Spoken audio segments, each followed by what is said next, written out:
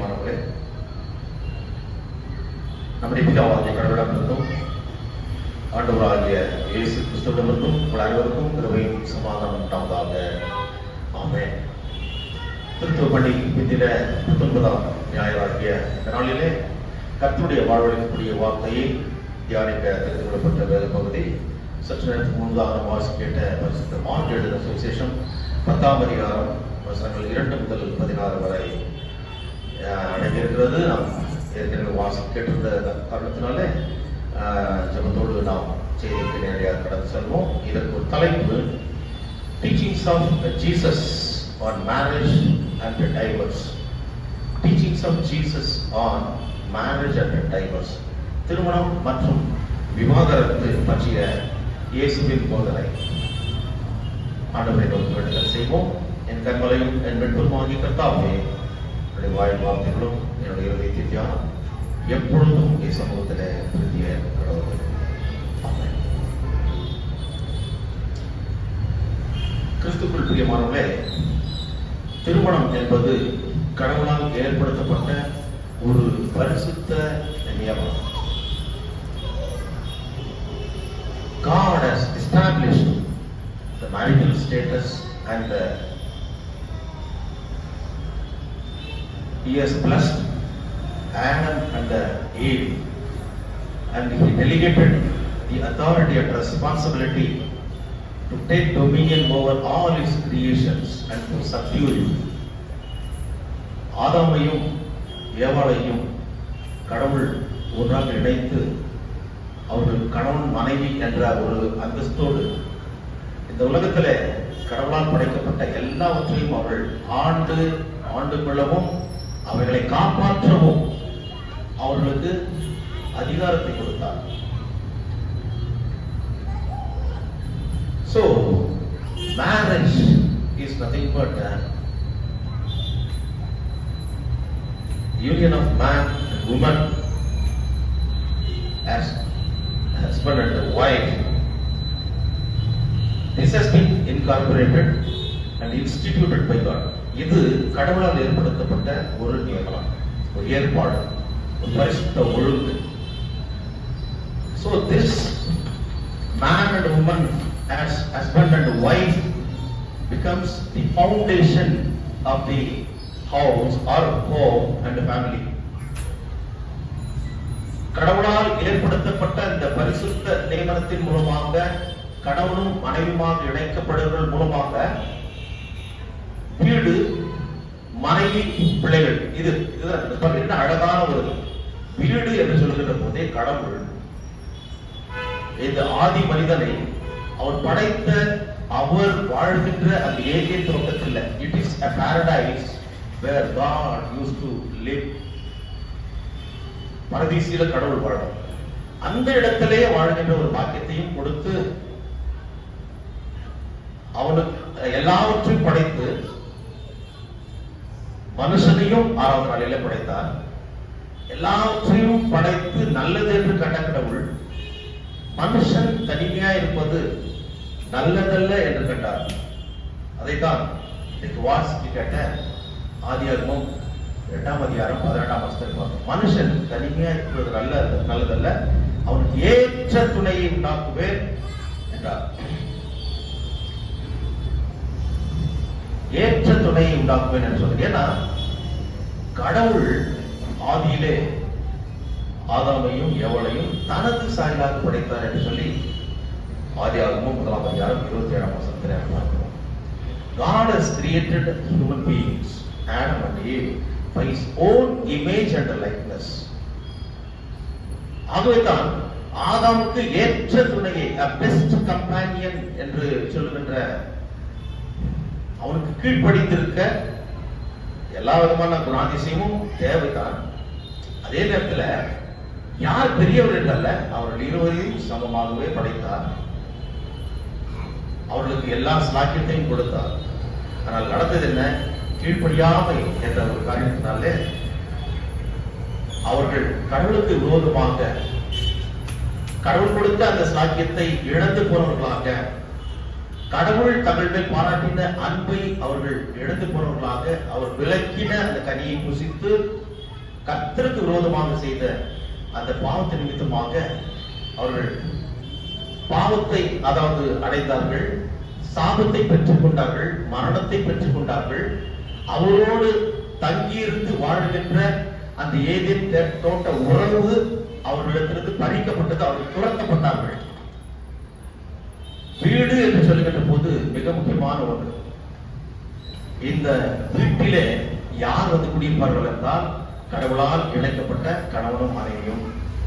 அவர்கள் சேர்ந்து சந்தோஷமாக வாழ்ந்து அன்பை பரிமாறிக்கொண்டு அவர்களுக்கு கடவுள் கொடுக்கின்ற ஆசீர்வாதத்துடன் பிள்ளை செல்வங்கள் வருகிறது. மற்ற செல்வங்களும் ஆசீர்வாதங்களும் ஆண்டவர் கொடுக்கிறார். இப்படியாக குடும்பத்தை கடவுள் ஆசீர்வதிக்கிறார். ஏதேன் என்ற ஒரு வீட்டிலே அந்த தோட்டத்திலே இந்த ஒரு பாக்கியத்தை கொடுத்த பிறகு அந்த இடத்தை விட்டு அவர்களை துரத்தி போட்டார். ஏனென்றால் அவர்கள் கடவுளுடைய வார்த்தை கேட்காதது நிமித்தமாக நடந்தது என்ன? அப்படி துரத்தி விட்டாலும் கூட அவர்களுடைய அதாவது கடவுளுடைய அந்த மாறாத அந்த அன்பு ஸ்நேகம், அனாதி கால ஸ்நேகம் சொல்றார்கள், அனாதி ஸ்நேகம், நித்தியமான ஸ்நேகம் என்றது அவருடைய மறுபடியும் தொடர்ந்து. அவர் கைவிட்டார்னா யாராலுமே நம்மளை காப்பாற்ற முடியாது. நம்முடைய முற்பதாக்களாகிய ஆதாமையும் ஏவாளையும் அவர் கைவிட்டிருந்தால் இன்றைக்கு நீயும் நானும் இல்லை. கடவுள் மனதுருக்க உடையவராய் அந்த சாபத்தை பெற்றுக் கொண்டவர்கள் போய் கஷ்டப்படட்டும், வியர்வை சென்றட்டும், சோதனைகளில் அகப்படட்டும். ஏனென்றால் அவர்கள் கர்த்தரை பிசாசுக்கு அவர்கள் மயங்கி போய் கர்த்தருக்கு விரோதமாக எழுப்பினதுனால இந்த பாடுகள் எல்லாம் அனுபவிக்க முடியாத. So the sinful human nature has also ruined the marital status. கணவனும் மனைவியாக அவர்கள் வெளியே வந்தார்கள். அதை பற்றி தான் இந்த நாளில நம்ம டிஸ்கஸ் பண்ணணும். அதுக்கு முன்பதாக இந்த நாளின் செய்தியில 2ஆம் வசனத்தில் பாருங்கள், மார்க் 10:2 அப்பொழுது பரிசேயர் அவரை சோதிக்க வேண்டும் என்று அவரிடத்தில் வந்து புருஷனானவன் தன் மனைவியை தள்ளிவிடுவது நியாயமா என்று கேட்டார்கள். அவர் பிரதியுத்தரமாக மோசே உங்களுக்கு கட்டளையிட்டிருக்கிறது என்ன என்று கேட்டார். அதற்கு அவர்கள் தள்ளுந்த சீட்டை எழுதி கொடுத்து அவளை தள்ளிவிடலாம் என்று மோசே உத்தரவு கொடுத்திருக்கிறார் என்றார்கள். இயேசு அவர்கள் பிரதியுத்தரமாக உங்கள் இருதய கடினத்தின் நிமித்தம் இந்த கட்டளையை உங்களுக்கு எழுதி கொடுத்தார். ஆகிலும் ஆதியிலே மனுஷரை சிருஷ்டித்த தேவன் அவளை ஆண் பெண்ணுமாக உண்டாக்கினார். அதுல 9ஆம் வசனத்தில் பாருங்க, ஆகையால் தேவன் இணைத்ததை மனுஷன் பிரிக்காது. ஆண்டவரை சோதிக்க வேண்டும் என்று சொல்லி பரிசேயர்கள் வருகிறார்கள் என்றால் அது எந்த ஒரு கான்டெக்ஸ்ட்ல இப்பேற்பட்ட ஒரு சம்பவம் நடந்தது என்று பார்க்கின்ற போது, this discourse has occurred in the region of Judea. ஜூடேயா பக்கத்துல, யூதேயா பக்கத்துல சமாரியா. இன்றைக்கு அது எங்க இருக்கிறது என்று கேட்டால் எதற்கு சொல்லிடலாம், இஸ்ரேல் இருக்கிற ஒரு பகுதி, இஸ்ரேல் இல்லை பாலஸ்தீன் சொல்லி வெஸ்ட் பேங்க் இருக்கும், அங்கதான் இருக்கு வெஸ்ட் பேங்க். இந்த பக்கம் இஸ்ரேல், இன்னொரு பக்கம் காசா. ரெண்டுமே பிரச்சனை இல்லை. சோ இந்த வெஸ்ட் பேங்க் என்று சொல்லப்படுகிற அந்த இடத்துல தான் ஜூடேயா அந்த சமாரியா இருக்கு. சோ யூதேயா இடத்துல அங்கே ஆட்சியில இருக்கின்ற ஒரு ராஜாவுடைய பெயர் ஏரோது அந்திபாஸ் என்று சொல்லி. ஏரோது அந்திபாஸ் அந்த இடத்தை ஆட்சி செய்து கொண்டிருக்கான் அந்த காலத்துல. அப்பொழுது யோவான் ஸ்நானகன் வந்து ஊழியத்தை செய்து கொண்டிருக்கின்ற காலம், அவன் பிலிப்பின் மனைவியாக ஏரோதியாளை அவனை விட்டுவிட்டு இவனை மணந்து கொள்ளத்தக்கதாக இவன் தூண்டுகிறான். இவனும் இவனுடைய மனைவியை விட்டு அவளை மனம் முடிக்கிறான். இன்னொருவனுடைய மனைவியை இவன் எடுத்துக்கொண்டது, அபகரித்துக் கொண்டது தவறு, இது அநியாயம், இது விபச்சார காரியம் என்று சொல்லி யோவான் ஸ்நானகன் சொன்னார். ஆகவே அவர் தேவ மனுஷன், அவர் தீர்க்கதரிசி என்பதை அவர் அறிந்து அவரை காவலில் கொண்டார். ஆனால் கூட அவர் தேவ மனிதன் என்று ஒரு பயம் அந்த ராஜாவுக்கு இருந்த அப்படின்னாலே அவரை ஒன்றும் செய்யவில்லை. நடந்தது என்ன? அதன் பிறகு அந்த ஏரோதியாளுடைய மகள் அவனுடைய பிறந்த நாளிலே ஒரு நடனம் ஆடி கடைசியில நீ என்ன கேட்டாலும் நான் தருவேன், என்னுடைய ராஜ்யத்துல பாதி வேணும்னாலும் கொடுப்பேன் அப்படின்னு சொல்றான். அப்பொழுது அந்த பெண் போய் அவருடைய தாயிடத்துல கேட்ட போது யோவான் ஸ்நானனுடைய தலையை கேளு என்று சொல்லி அவள் வந்து ராஜாவிடத்தில் கேட்கிற போது அவனுக்கு அதிர்ச்சியா இருந்தது. வேறு வழி இல்லை, எல்லாரும் முன்பாக சொல்லப்பட்ட அந்த காரியத்தை அவன் நிறைவேற்றிதான் ஆக வேண்டும். ஆகவே அவன் யோவான் ஸ்நானனுடைய தலையை வெட்டி ஒரு தாம்பலத்திலே அவர்கள் கொடுத்தார். இது மிக முக்கியமான ஒரு தருணம். அவன் செய்த அந்த காரியம் விபச்சாரம் என்று சொல்லி யோவான் ஸ்நானகர் சொன்னார். ஆகவே அந்த ஒரு காலகட்டத்தில், that is the context that we discuss about this particular passage. அப்பொழுது ஆண்டவராகிய இயேசு கிறிஸ்து அந்த இடத்துல யூதேயாவின் எல்லைகளில் வந்தார் என்று சொல்லி 1ஆம் வசனத்துல இருக்கிறது. மறுபடியும் அவர் போதிக்கின்ற போதுதான் பரிசேயர்கள் வந்து அவரிடத்துல இந்த காரியத்தை கேட்க, புருஷனானவன் தன் மனைவி தள்ளிடுவது நியாயமா என்று கேட்டார். அவர் பிரதித்திரமாக மோசே தான் உங்களுக்கு சொல்லியிருக்காருப்பா, அதை பத்தி நீங்க என்ன நினைக்கிறீங்க? கிறிஸ்துக்குள் பிரியமானவர்களே, மோசே என்ன சொல்லியிருக்கிறார் என்று இங்கே ஆண்டவர் கேட்கிறார். உபாகமம் 24:1-4 வரைக்குமாய் பார்க்கின்ற போது ஒரு முக்கியமான விஷயத்தை அங்கே நாம் பார்க்கிறோம். உபாகமம் 24:1-4 வரை.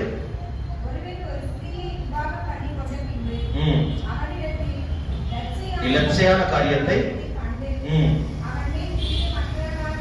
அவள் மேல் பிரியமற்றவனானால் அவன் தள்ளுதலின் சீட்டை எழுதி அவள் கையிலே கொடுத்து அவளை தன் வீட்டிலிருந்து அனுப்பிவிடலாம். அதாவது ஒரு லட்சையான காரியம் என்றால் probably it might be an adultery, ஒரு விபச்சார காரியமாக இருந்தால் என்று சொல்லி லட்சையான காரியம் என்று சொல்லி இங்கே பார்க்கிற போது, when a man takes a wife and marries her, if then she finds no favor in his eyes because he has found some indecency in her, and he writes her a certificate of divorce and puts it in her hand and sends her out of his house, and she departs out of his house. அந்த தள்ளுதல் சீட்டு divorce notice வாங்கி போயிடும். காரணம் என்ன? ஒரு லட்சியான காரியம் அவரிடத்துல இருந்தது என்று கண்டுபிடித்தால் இவனுக்கு இருக்கின்ற ஒரு உரிமை, ஆணுக்கு இருக்கின்ற ஒரு உரிமை. அப்போ பெண்ணுக்கு இல்லையா என்று பார்க்கின்ற போது பெண்ணுக்கும் அந்த உரிமையில் கொடுக்கப்பட்டது பிறகு நாம் பார்ப்போம். ஆனால் மோசே இப்பேற்பட்ட ஒரு காரியத்தை சொல்லி இருக்கின்ற காரணத்தினால இது கடவுளால் ஏற்படுத்தப்பட்ட ஒரு காரியம். ஆகவே டைவர்ஸ் என்பது இருக்கிறது, விவாகரத்து என்பது இருக்கிறது, அனுமதிக்கப்பட்டிருக்கிறது. கடவுளால் அனுமதிக்கப்பட்ட காரியத்தை அவருடைய தாசனாகிய மோசே சொல்லி இருக்கின்ற போது இவர் என்ன சொல்லுகிறார்? அது முக்கியம்.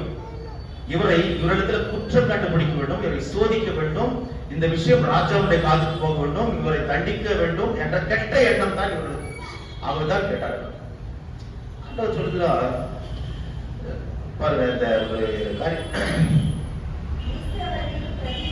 போதும் அதுல முக்கியமான ஒரு வசனம், அந்த 5ஆம் வசனத்துல இன்றைக்கு செய்தியில பார்க்கிற போது 5ஆம் வசனத்துல ஆண்டவர் சொல்லுகிறார், உங்கள் இருதய கடினத்தின் நிமித்தமே இந்த காரியத்தை அவன் அதாவது மோசே இந்த கட்டளையை உங்களுக்கு எழுதி கொடுத்தான் என்று சொல்லி, because of your hardness of heart he wrote you this commandment. உங்களுடைய இருதயத்துல இருக்கின்ற அந்த கடினமான ஒரு எண்ணம், அதாவது ஆரம்பத்திலேயே கல்யாணம் ஆயிட பிறகு ஆரம்பத்துல பார்க்கிற ஒரு பார்வை ஒரு மாதிரி, அதன் பிறகு பார்க்கிற விதம், நடத்துகிற விதம், செய்வதெல்லாம் அவர்கள் ஆண்கள். ஆனால் மனைவி நொந்து கொள்வது, அவளால் தனக்கு அவமானம் ஏற்பட்டதோ இலட்சியான காரியம் ஏற்பட்டது என்றால் உடனடியாக விவாகரத்து. அதனால இந்த ஒரு காரியத்தை அவர் சொல்லுவார். ஆனால் உங்களுடைய இருதய கடினத்தின் நிமித்தமாக உங்களுக்கு பாவத்தின் எண்ணம், கொடூரமான எண்ணம் உங்களுக்கு இருக்கிறதுனாலதான் நீங்கள் இந்த காரியத்தை செய்கிறீர்கள். இல்லைன்னா கடவுளுடைய நோக்கமே அது கிடையாதுன்னு சொல்லி அவர் குவாலிஃபை பண்றாங்க. 6ஆம் வசனத்துல இருந்து அங்க சொல்லுகிற போது ஆகிலும் சொல்றாரு, இந்த ஒரு கடினத்தின் நிமித்தமாக தான் உங்களுக்கு அந்த காரியத்தை கொடுத்தாரே தவிர, ஆகிலும் ஆதியிலே மனுஷனை சிருஷ்டித்த தேவன் அவர்களை ஆணும் பெண்ணுமாக உண்டாக்கினார். அவர்கள் தனித்தனியாக இல்ல, அவர்கள் ஒருவராக இருக்கிறார்கள். கடவுள் அவர்களை இணைத்து அவர்களை ஆசீர்வதித்து அவர்கள் பலுகி பெருகும்படி ஆதியாகமம் 1:27 சொன்ன கடவுள் இவர்கள் பிரிந்து போக வேண்டும் என்பது அவருடைய எண்ணமா கிடையாது. ஆனால் இவர்களுக்கு ஏற்பட்ட அந்த இருதய கடினத்தின் விதமாக இந்த டைவர்ஸ் என்ற ஒரு நிலைமை ஏற்படுகிறது. ஆகையால் 9ஆம் வசனத்தில் ஆகையால் தேவன் இணைத்ததை மனுஷன் பிரிக்காதிருக்க கடவன் என்று சொல்லி கடவுள் மிக தெளிவாக சொல்கிறார். விவாகரத்து என்ற ஒரு காரியத்தை செய்தார் என்றால் உங்களுடைய கேடு கெட்ட புத்தியினால தான்.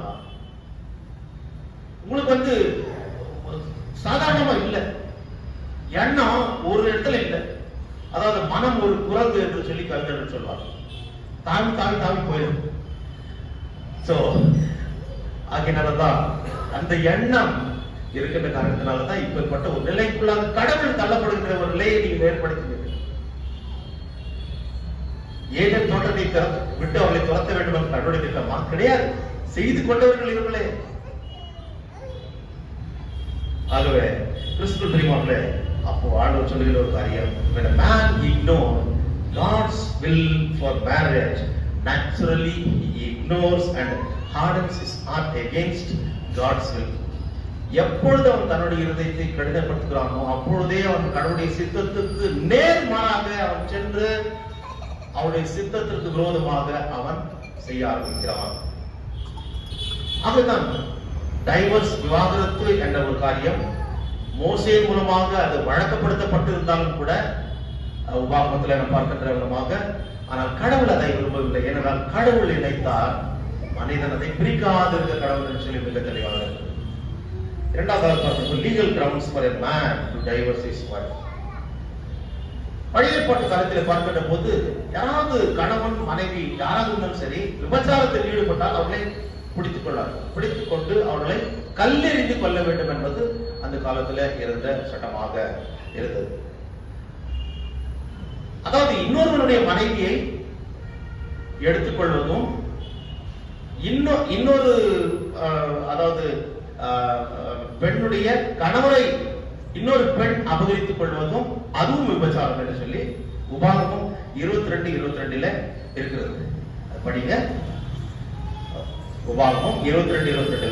புருஷனுக்கு விவாகம் பண்ணப்பட்ட ஸ்திரியோட ஒருவன் சயனிக்க கண்டுபிடிக்கப்பட்டால் அந்த ஸ்திரியோட சயனித்த மனிதனும் அந்த ஸ்திரீயும் இருவரும் சாக வேண்டும். இப்படியே தீமை இஸ்ரவேலிலிருந்து விலக்குகிறாய். அப்போ புருஷனுக்கு விவாகம் பண்ணப்பட்ட ஸ்திரீனா அப்ப யாரு? அந்த ஏரோது அந்திபாஸ் யார கல்யாணம் பண்ணிக்கிறான்? ஏரோதியாள். அவள் இன்னொருவனுடைய மனைவி. அப்போ இவனும் சாக வேண்டியவன், இந்த ராஜாவும் சாக வேண்டியவன், அந்த ஏரோதியாளும் சாக வேண்டியவள் இந்த வசனத்தின் பிரகாரமாக. அடுத்ததாக லேவியராகமம் 20:10. லேவியராகமம் 20:10 ஒருவன் பிறனுடைய மனைவியோட விபச்சாரம் செய்தால் பிறன் மனைவியோட விபச்சாரம் செய்த அந்த விபச்சாரமும் அந்த விபச்சாரியும் கொலை செய்யப்பட கடவர்கள். புரிஞ்சுதா? இப்ப யாரு இருக்கா? ஏரோது அந்திபாசும் ஏரோதியாலும் விபச்சாரக்காரன், விபச்சாரனும் விபச்சாரக்காரி. ஆங்கிலம் தான் பட்டவர்த்தனமாக தைரியமாக யோவான் ஸ்நானகன் சொன்னார். தலை போகும் என்று அவர் நினைத்திருந்தாலும் கூட அவர் சொல்லியிருப்பார். ஏனென்றால் நீதிய நிமித்தம் துன்பப்படுபவர்கள் பாக்கியவான்கள், பரலோக ராஜ்யம் அவருடையது என்று சொல்லி மத்திய சுவிசேஷம் 5ஆம் அதிகாரத்துல மலை பிரசங்கத்திலே ஆண்டவர் சொல்கிறதை நாம் பார்க்கிறோம். கிறிஸ்துவுக்குள் பிரியமானவர்களே, இப்படியாக நாம் பார்க்கின்ற போது ஒரு அதாவது whatever Moses meant by some uncleanness என்று பார்க்கும்போது லட்சியான காரியம் எது ஏற்பட்டாலும் கூட உபாகம் 24:1 சொல்கிற போது மனுஷனுடைய பாவத்தினால் எழும் இருதய கடினத்தை நிமித்தம், இந்த பாவத்தினால தான் அந்த இருதய கடினம் என்பது உண்டாகிறது. ஆகவே தான் அது நிமித்தமாக தான் இந்த விவாகரத்து என்ற ஒரு காரியத்தை மோசே அது ஒரு கட்டளையாக எழுதும்படியாக கடவுள் அதற்கு ஒப்புதல் கொடுத்தார். மனுஷனுடைய இருதயத்தை பாவத்தினால் எழும்புகின்ற ஒரு காரியம், அந்த ஒரு காரியத்தை 24:1 கிறிஸ்துவுக்குள் பிரியமானவர்களே, அது மாத்திரமல்ல, ஏசாமி காலத்துல அதற்கு முன்பு இருந்த அந்த 1ஆம் நூற்றாண்டு அதற்கு முன்பாக இருந்த BCE before common era BCE இயேசுவுக்கு பிறகு CE காமன் எரா என்று சொல்லி, அல்லது after the anno Domini in the year of lord என்று சொல்லி அது வரலாறு பிரிக்கப்பட்டது. அப்பொழுது இயேசு முன்பதாக இருந்த அந்த நூற்றாண்டிலே ரபை ஷமாய், ரபை ஹில்லல் என்று ஒரு 2 பிரிவான ஒரு பிரிவுகள் இருந்தது. அதாவது அவர்கள் அந்த ஜூயிஷ் ஸ்காலர்ஸ், அது வந்து it is a school of thought. எப்படின்னா இப்போ இதற்கு இந்த மனுஸ்மிருதி, மனு தர்மம் என்று சொல்லி வந்தது. இன்னைக்கு சனாதன தர்மம் என்று சொல்றது, அது மனு என்று சொல்லி அது எழுதப்பட்டது, ஓரல் ட்ரெடிஷன் மூலமாக வந்தது என்று சொல்லி அது ஒரு பெரிய சர்ச்சைக்குரிய அந்த விஷயமாக இன்னைக்கு இருக்கிறது. அதே போலதான் இந்த விஷயம் கூட. அதுல house of Hillel and Shammai, the two schools of thought. இதிலே பார்க்கிற போது இதற்கு எபிரேய வார்த்தையில பெய்த் ஹில்லல் பெய்த் ஷமாய், பெய்த்னாக்கா house of Shammai, house of Hillel என்று சொல்லி ரெண்டு பிரிவு இருக்குது. அதுல ஒரு பிரிவு என்ன சொல்றாங்கன்னா, அதாவது புதிதாக ஒரு மனுஷன் திருமணம் செய்தால் அந்த பெண் அவள் கன்னித்தன்மை உடையவளாக இருக்கிறாளா என்று ஆரம்பத்திலேயே அவன் பார்த்து இல்லை என்றால் விவாகரத்து கொடுத்தான். எவ்வளவு ரொம்ப ஸ்ட்ராங் அந்த ரூல்ஸ் அண்ட் ரெகுலேஷன் அவர்கள் வைத்திருந்தார்கள், அதைத்தான் ஃபாலோ பண்ணினார்கள். According to the school of Beit Shammai, a man can divorce his wife for a series of transgression. அதாவது for a serious transgression, ஒரு கொடூரமான ஒரு மீறுதல் என்பது அவருடைய வாழ்க்கையில இருந்தால் அப்பொழுது இந்த காரியத்தை செய்யலாம் என்று சொல்லி அவர்கள் கல்விடுவார். ஆனால் பெய்த் ஹில்லல் என்று பார்க்கின்ற போது அவர்கள் ஒரு சமையல் செய்கிற போது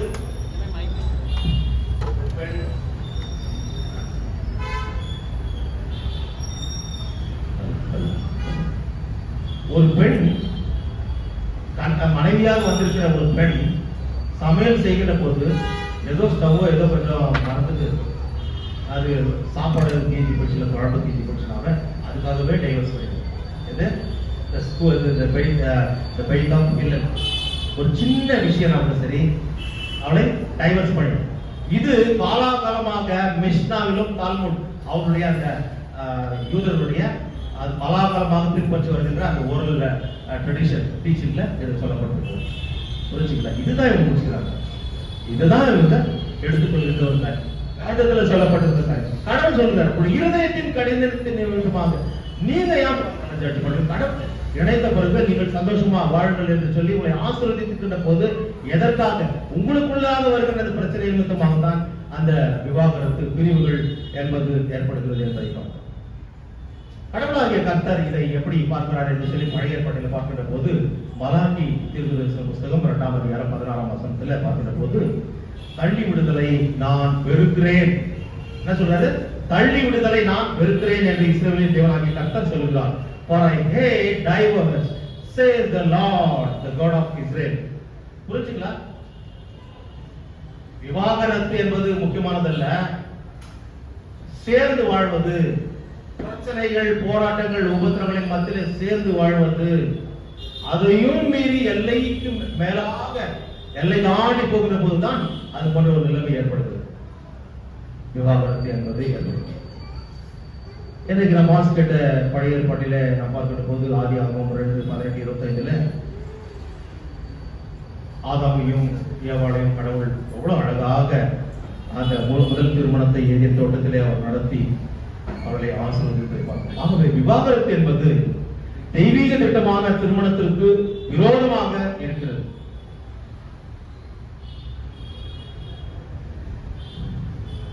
ஒருவேளை யோசிக்கலாம், திருமணம் என்று ஆன பிறகு அதாவது கணவனும் மனைவியும், உதாரணத்துக்கு என்னுடைய மனைவி சொன்ன ஒரு காரியத்தை நான் சொல்ல விரும்புகிறேன். நான் ஒரு பெரிய குடும்பத்தில் வரும். எனக்கு பொண்ணு பார்க்க போகும்போது பல இடத்துல பார்த்தோம். நிறைய இடங்கள்ல சொன்ன ஒரு காரியம், பெரிய குடும்பம். என் கூட பிறந்த 9 சகோதரிகள், 5 சகோதரர்கள், 14 பேர், என்னோட சேர்த்து 14 பேர். சொல்லுவாரு, அதாவது 5 பெண் பிறந்தால் அரசனும் ஆண்டி ஆவான் என்று சொல்லி. என்னோட பிறந்தவங்க எவ்வளவு பேரு? ஆமா, என்னோட பிறந்தவங்க எவ்வளவு பேர்? இப்பதானே சொன்னேன். 9 சகோதரிகள், 5 சகோதரிகள் பிறந்தாங்க, அரசனும் ஆண்டி ஆவான். ஆனால் கடவுளை எங்களை விடவில்லை, கடவுளை நாங்கள் பற்றி பிடித்துக் கொண்டோம். அப்போ 1000 ஆனால் எங்க வீட்டுல எனக்கு யார் வாழ்க்கை துணையா வரணும்? எங்க அம்மாவும் எங்க பெரியக்காவும் ஒரு நல்ல ஜபத்தாய என் பிள்ளை குரு சாமி அப்படின்னு கேட்டுருந்தாங்க. திருமணத்துக்கு பிறகு என்னுடைய மனைவி சொன்ன ஒரு காரியம், பெரிய குடும்பத்துல வந்திருக்குது, 9 சகோதரிகள், சகோதரர்கள், 14 பேர். என்ன பண்றது? பெரிய குடும்பத்துல இருந்து இவருக்கு யாரும் வாழ சொல்லியிருப்பாங்க, நானும் வாழ்க்கை கொடுக்கலன்னா எப்படி? அப்படின்னு சொல்லிட்டு நான் வாழ்க்கை கூப்பிட்டேன் அப்படின்னு சொல்லி சொல்லுவாங்க. சொன்னாங்களே இங்க வந்திருக்காங்க. நான் என்ன சொல்றேன்னா, அது அவருடைய எண்ணம், இது கடவுளுடைய திட்டம். இன்னாருக்கு இன்னார் என்று தேவன் எழுதி வைத்தார். அன்று ஆதாமுக்கு ஏற்ற துணையாக ஏவாளை படைத்தார் இல்லையா? Best companion, a helper, a suitable helper, a best companion இல்லையா? இன்னொரு வார்த்தை கூட சொல்லுவாங்க, அது நல்ல அழகா. என்ன சொல்றது வார்த்தை? குட் ஆஃப், என்னது? a better off. சோ சரி சமமாக பார்க்கின்ற அந்த இகாலிட்டேரியன் அந்த ஒரு கான்செப்ட் அங்கே என்ன பார்க்கணும். ஆகவே கிறிஸ்துவுக்குள் பிரியமானவர்களே, ஒரு சம்பவம் இன்னைக்கு ஊர்களெல்லாம் நிறைய நடக்குது. சமையல் செய்த பிறகு உட்கார்ந்து பரிமாறும் போது உட்கார்ந்து கீழே மனைவி பேச ஆரம்பிச்சார். சாப்பாடு போடுவாங்க, குழம்பு ஊற்றுவாங்க. அவர் சாப்பிட ஆரம்பிக்கும் போது எங்கள் அப்பனும் இன்ஜினியருங்க வந்தாங்க, டாக்டருங்க வந்தாங்க, மாப்பிள்ளைங்க கேட்டு வந்தாங்க. கடைசியில இந்த ஆளுக்கு நான் வாழ்த்துப்பட்டேன். சாப்பிடு சாப்பிடு அப்படின்னு எடுத்து குழம்பு ஊற்றும் வந்தாங்க. நிறுத்தலே போதும், பேச வந்துல யூல நின்றாங்கடி, யூல நின்றாங்க. யாரு? இவர் சொல்வார், கணவர் சொல்வார், யூல நின்றாங்க. எனக்கு என்ன பண்றது, வேற வழி இல்லை. இப்படிதான், அதாவது வாய் நாக்கு சும்மா இருக்காது, ஏதாவது ஒன்று போட்டு வாங்கும்.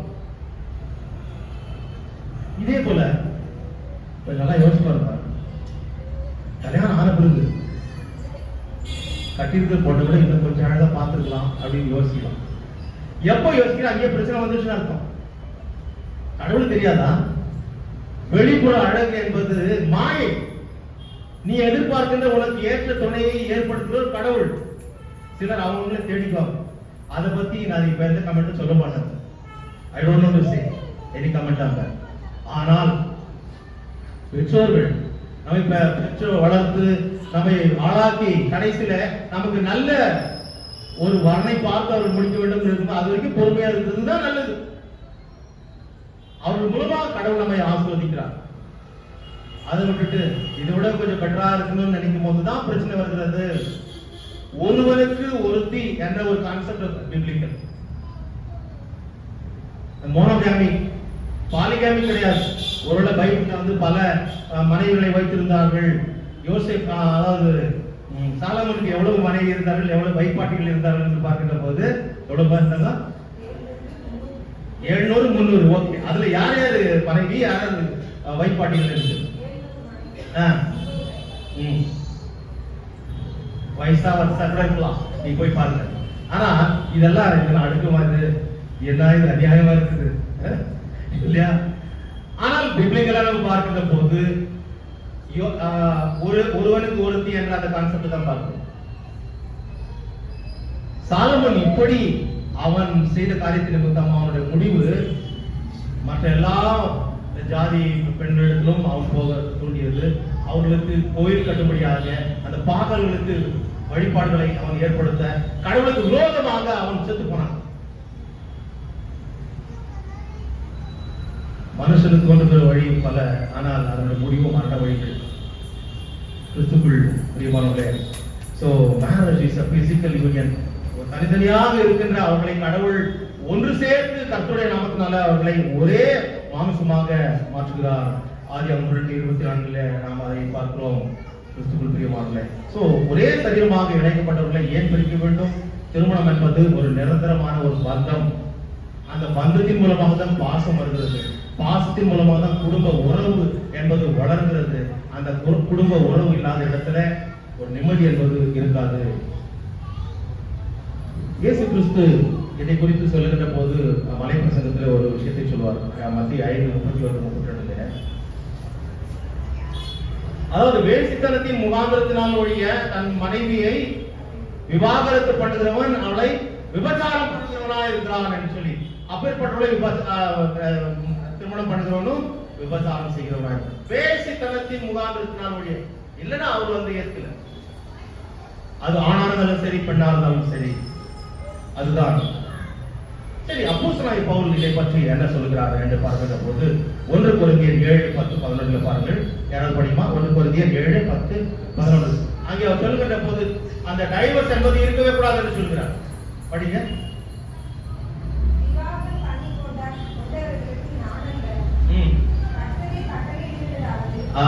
கர்த்தரே கட்டளையிடுகிறதாவது மனைவியானவள்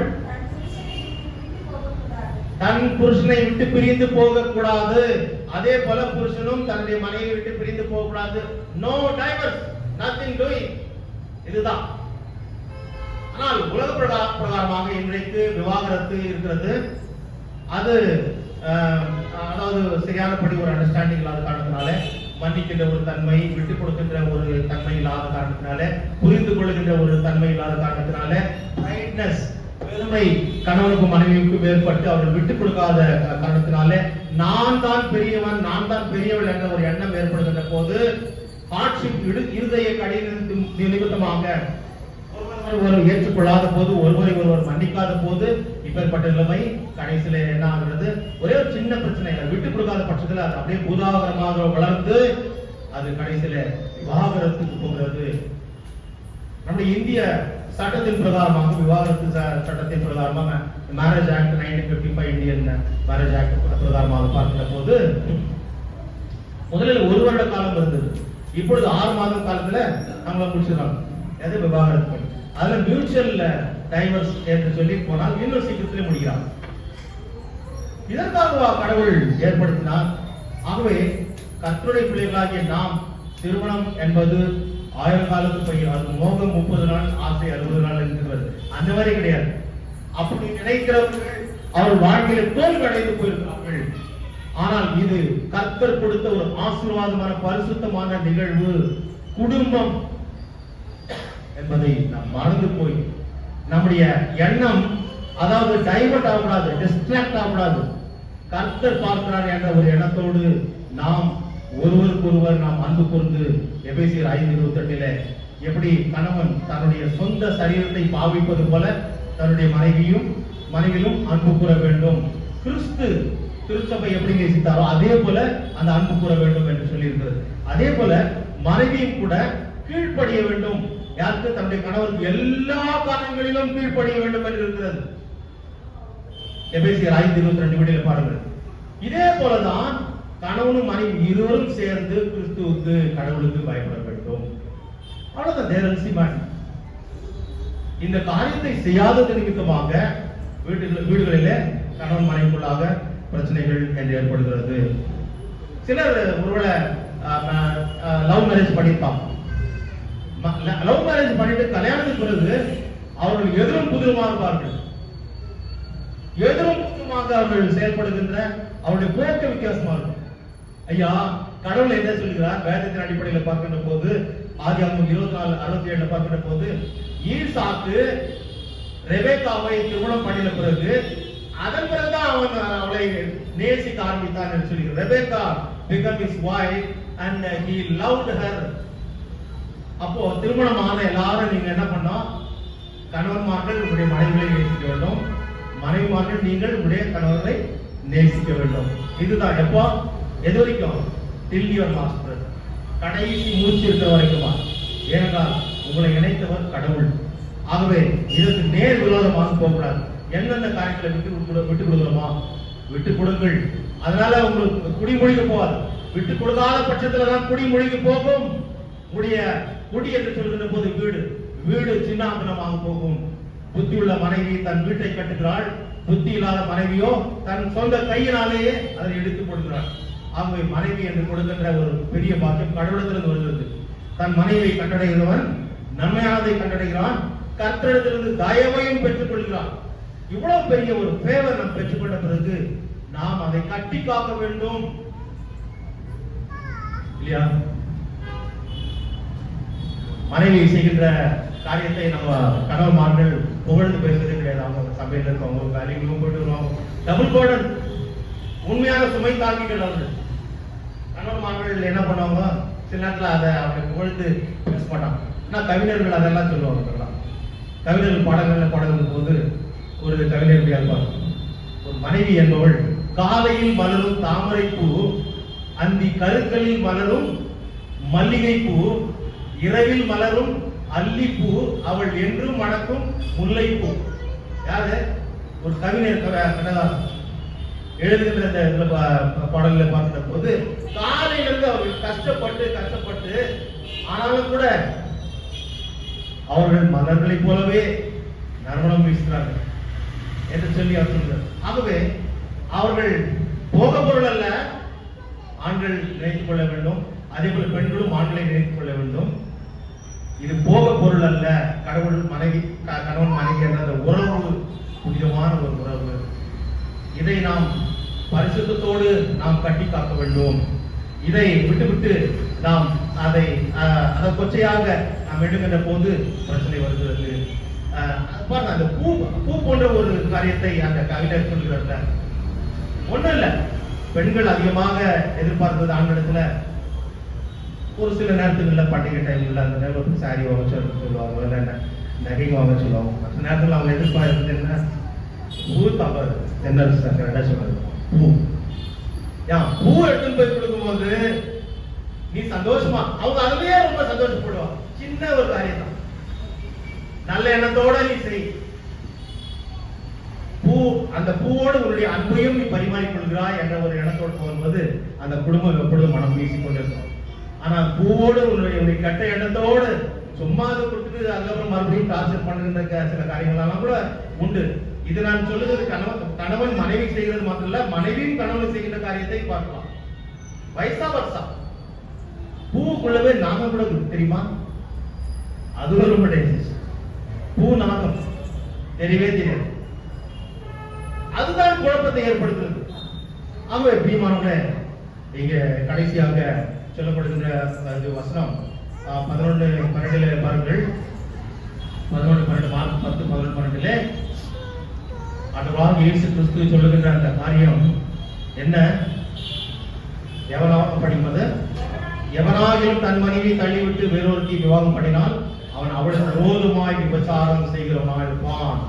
மனைவியும் தன் புருஷனை தள்ளிவிட்டு வேறொருவனை விவாகம் பண்ணினால் அவளும் விபச்சாரம் செய்கிறவளாய் இருக்கிறாள் என்று சொல்லி சொல்லுகிறார். So Herodias and Antipas divorced their spouses so that they could marry each other. அது முன்னாடியே செய்வாங்க, என்னென்ன செய்யணும் செய்து அதுக்கப்புறம் பார்த்துக்கிறது. ஐயா, அது இல்ல, கடவுள் ஒன்று என்று சொல்லுகிற போது அது ஒன்றுதான். ஒருவர் மட்டும் குடியிருந்தால் துன்பம் எதுவும் இல்லை, ஒன்று இருக்க ஒன்று வந்தால் என்றும் அமைதி இல்லை. புரிச்சுங்களா? நான் சொல்றது புரியுதா? ஒருவர் மட்டும், ஒரு குடும்பத்துல கடவுள் கொடுத்த கணவன் மனைவி அந்த ஒன்றுதான் இருக்க வேண்டும். ஒருவர் மட்டும் குடியிருந்தால் துன்பம் எதுவும் இல்லை, ஒன்று இருக்க ஒன்று வந்தால் என்றும் அமைதி இல்லை. நல்லா புரிஞ்சிருக்க நினைக்கிறேன். இதுவும் ஒரு கவிஞர் எழுதுனதான். ஆகவே ஏன் விவாகரத்து வருகிறது என்று பார்க்கின்ற போது கடவுளால் ஏற்படுகிறது அல்ல, நம்முடைய இருதய கடினத்தின் நிமித்தம். ஆகவே கர்த்தர் இங்கே வாசம் செய்ய வேண்டும்.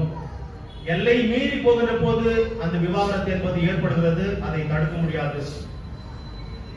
ஆகவே கர்த்தருக்கு பயந்து இந்த உலகத்தில் வாழ்கிறவர்களெல்லாம் அவர் ஏற்ற சாட்சிகளாக வாழ்கின்ற போது 128ஆம் சங்கீதம் இன்றைக்கு வாசி கேட்டேன். கர்த்தருக்கு பயப்படுகிற மனுஷன் இவ்விதமாய் ஆசீர்வதிக்கப்படுவான். ஏன்னா அவனுடைய மனைவி அவனோடு கூட இருப்பார், அவனுடைய பிள்ளைகளை காண்கின்ற ஒரு பாக்கியத்தை அவர்கள் பெறுவார்கள். அவர் சாதாரண சும்மா சொல்லல, என்னுடைய வாழ்க்கையில நடந்துகிறோம் அவருக்கு பயந்து அவருடைய சித்தத்தின்படி நாம் வாழ்கின்ற போது பெரிய ஆசீர்வாதம். குடிசிலே இருக்கலாம், நீ கிடையாது. நிம்மதி என்பது கடவுளத்திலிருந்து வருகிறது. புரிந்து கொள்கின்ற போது கணவன் மனைவியாக அது ஒருவருக்கு ஒருவர் நேசிக்கின்ற போது அது 1000 காலத்துக்கு பயன். கடவுளோடு இருந்து அவர் வழிநடத்துவார், நம்மோடு இருந்து வழிநடத்துவார். அவரை முன்வைத்து நாம் பின்னே செல்வோம். கர்த்தர் வார்த்தைகளின் மூலமாக நம்மை ஆசீர்வதித்து நம்முடைய குடும்பங்களிலே நாம் ஒரு உத்தம சாட்சிகளாக தொடர்ந்து குடும்ப வாழ்க்கையிலே நாம் பரிணமிக்க கர்த்தர் சாட்சி போகிற திருவிழாவாக. ஆமென். எல்லாத்துக்கும் மேல தெய்வீக சமாதானம் நம்முடைய இருதயங்களையும் சிந்தனைகளையும் கிறிஸ்தியஸ்களாக நம்ம பலப்படுத்தி அப்பாராக. ஆமென். ஸ்தோத்திரம் பாடுவோம்.